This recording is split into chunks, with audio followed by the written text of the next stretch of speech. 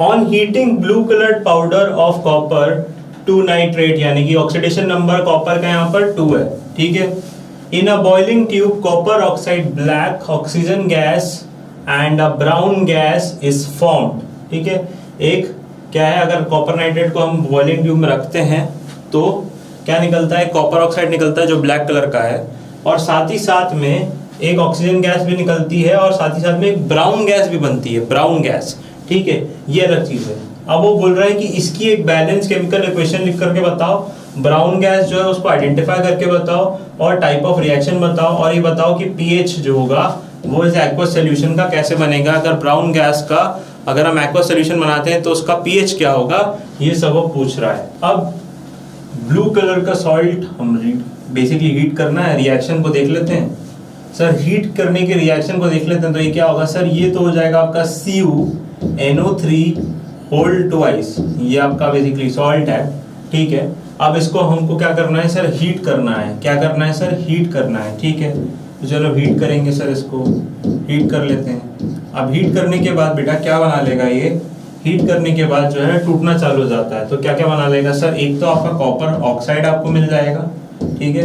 Copper oxide के साथ साथ आपको एक नाइट्रेट गैस मिल जाएगी, ठीक है, और साथ साथ में ऑक्सीजन पे रिलीज हो जाता है। इस तरीके से टूट जाएगा, ठीक है, इस तरीके से ये टूट जाएगा। सिंपल रिएक्शन आपको दिख रही है, ठीक है।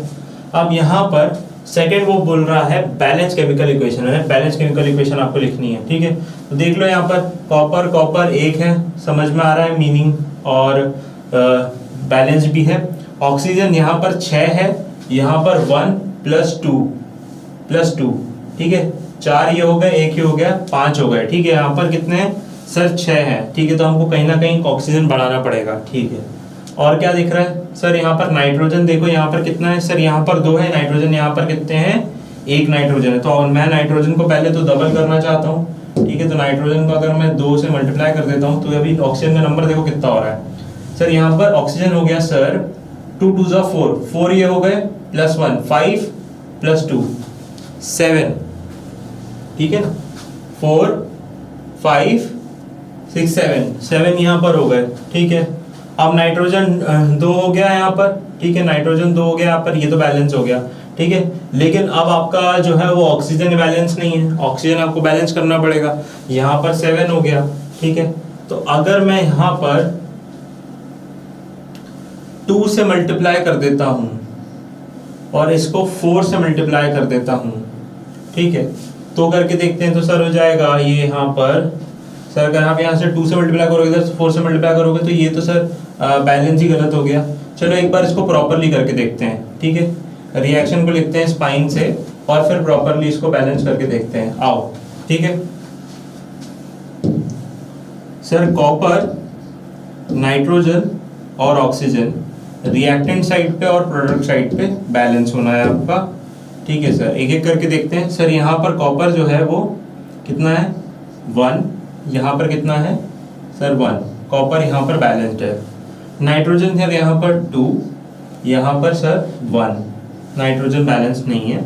ऑक्सीजन को देखेंगे हम यहाँ पर सर, यहाँ पर होगा 2 × 3 = 6 ऑक्सीजन, और यहाँ पर कितना है बेटा 1 + 2 + 2, ठीक है, ठीक है। यहाँ तक समझ में आ रहा है, ओके सर।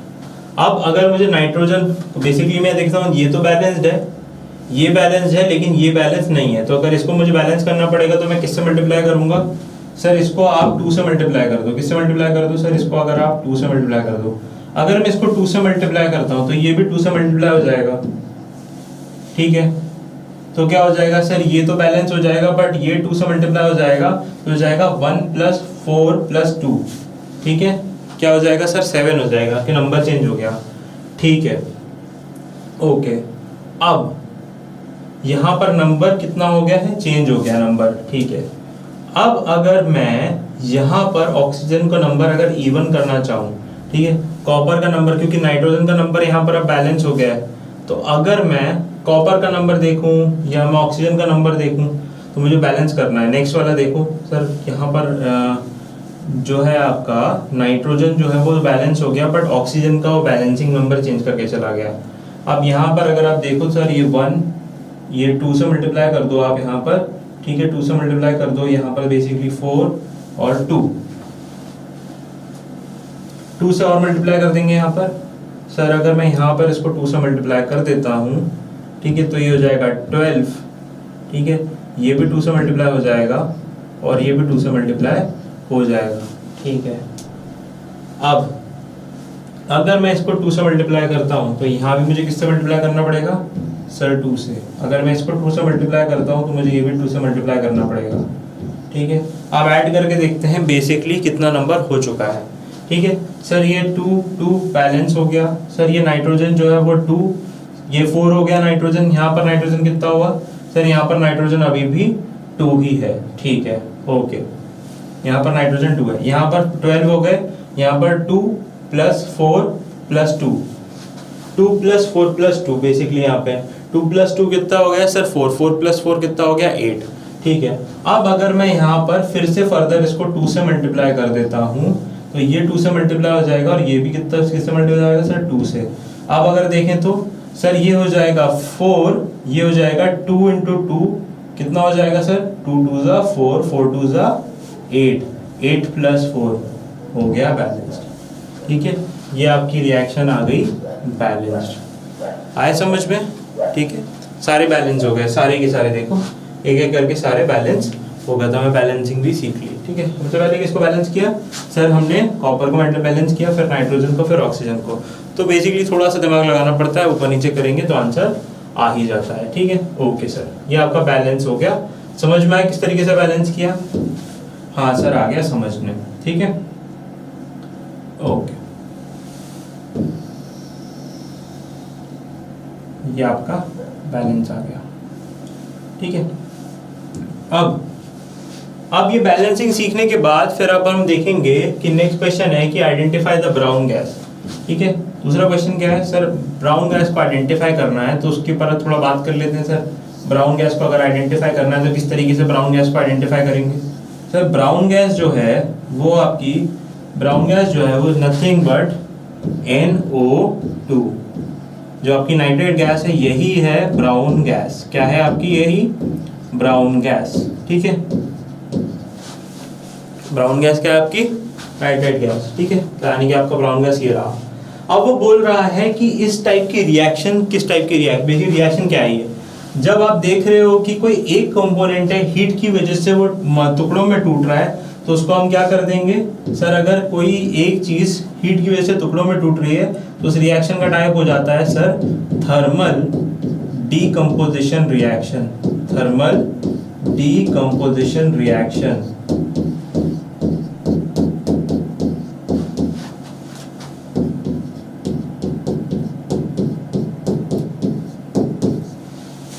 ठीक है। क्योंकि एक पूरी चीज टुकड़ों में टूट रही तो डीकंपोजिशन तो हो ही रहा है। थर्मल, क्योंकि हीट की वजह से टूट रहा है इसलिए थर्मल डीकंपोजिशन। आगे बोल रहा है what could be the pH of aqueous solution of gas A x basically. तो अगर वो नाइट्रेट गैस के साथ, ठीक है, वो NO2 के साथ, ठीक है, अगर वो पानी का सॉल्यूशन बनाते हैं बेसिकली, तो ये जो सॉल्यूशन बनता है बेटा ये बनता है एसिडिक। क्या बनता है? एसिडिक होता है नेचर में, ठीक है, एसिडिक नेचर का होता है। और अगर कोई भी चीज एसिडिक नेचर की होती है, कोई भी चीज एसिडिक नेचर की होती है तो उसका पीएच क्या होता है? 7 से कम। अब इसका पीएच जो होगा वो क्या होगा बेटा?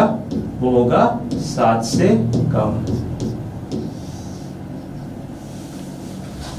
सिंपल, ठीक है। आया समझ में क्वेश्चन? ठीक है, ये अच्छा क्वेश्चन है। आपको हमने देख लिया कि दोबारा से कि बैलेंसिंग कैसे होती है इस क्वेश्चन में, और हमने ये देख लिया कि ब्राउन गैस कौन सी है, और फिर उसका अगर हम वाटरी सब्सटेंस बनाते हैं, मेनली हम पानी के साथ मिलाते हैं, तो वो नेचर किस तरीके का बनता है और पीएच की रेंज क्या होगी। तो 7 से कम होगी, एसिडिक मतलब 7 से कम, और 7 से ज्यादा यानी कि बेसिक। आया, नेक्स्ट क्वेश्चन की तरफ हम बढ़ेंगे। A brown substance X on heating in the air forms a substance Y.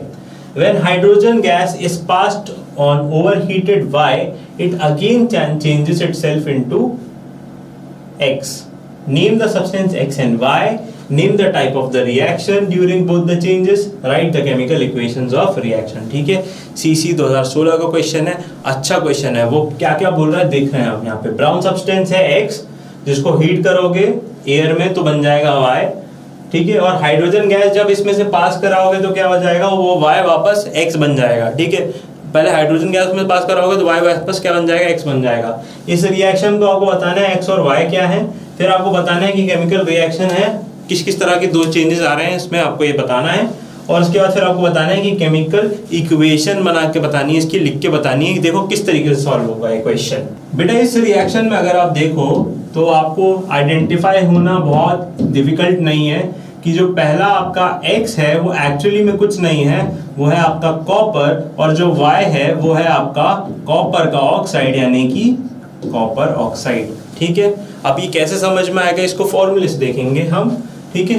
क्या है बेसिकली ब्राउन सब्सटेंस, तो आपका ब्राउन सब्सटेंस क्या है सर, कॉपर है, ठीक है। हीटिंग में क्या हो जाता है सर, Y बना लेता है यानी कि CO बना लेता है, ठीक है। अब रिएक्शन को देखो अगर ध्यान से तो ये होगा सर कॉपर, और हीट कर रहे हो आप, बेसिकली क्या कर रहे हो, हीट कर रहे हो, तो क्या बना लेगा सर, CO बना लेगा यानी कि Y बना लेगा, है ना। ये आपका X है, ये आपका Y है, ये क्या है सर, कंबशन रिएक्शन, यानी कि कंबशन के साथ साथ में क्या सर, कंबशन है और क्या है, जब ऑक्सीजन ऐड होता है तो क्या बोलते हैं सर, ऑक्सीडेशन रिएक्शन।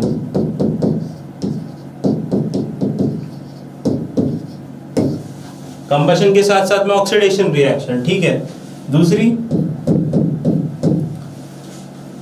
दूसरा रिएक्शन है कि वो Y को वापस X बना लेता है अगर आप H2 से रिलीज करो। आओ चेक करो सर, अगर आप CuO को लो और H2 से रिलीज कराओ, बेसिकली H2 पास कराओ, तो क्या बन जाता है सर, ये वापस Cu बन जाएगा, और साथ साथ में आपका क्या निकल जाएगा सर, क्या निकल जाएगा आपका H2O। ये क्या हो जाएगा सर, ये हो जाएगा रिडक्शन। क्या हो जाएगा, ये रिडक्शन हो जाएगा। क्यों, क्योंकि सर क्या हो रहा है, कॉपर से ऑक्सीजन निकल रहा है, ऑक्सीजन का रिमूवल यानी कि रिडक्शन, ठीक है।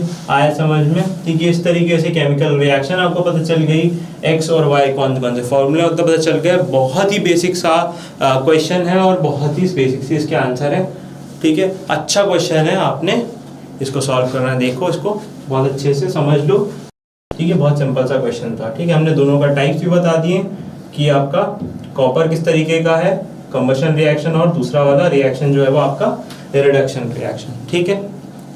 ओके, अब हमने इस चैप्टर के जितने भी इंपॉर्टेंट क्वेश्चंस होते हैं बेटा वो सारे सॉल्व कर लिए हैं।